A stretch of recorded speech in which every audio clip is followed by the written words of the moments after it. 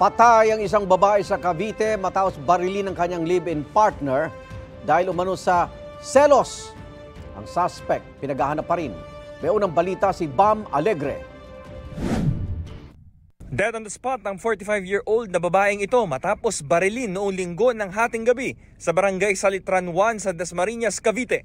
2 beses siyang binaril sa bandang dibdib. Ang suspect ayon sa anak ng biktima, ang mismong live-in partner niya. Base po dun sa aming witness, narinig po sila nagtatatalo regarding po sa selos.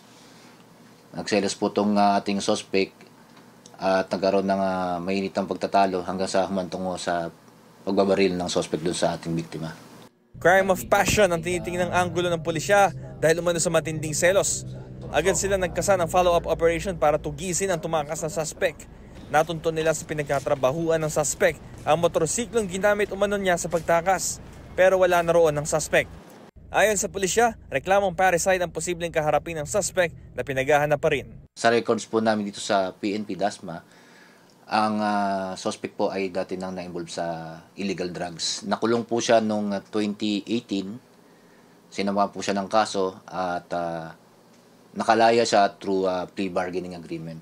Ito ang unang balita sa Dasmariñas, Cavite, Bam Alegre para sa GMA Integrated News. Igan, mauna ka sa mga balita. Mag-subscribe sa GMA Integrated News sa YouTube. Sa mga kapuso abroad, subaybayan nyo kami sa GMA Pinoy TV at sa www.gmanews.tv.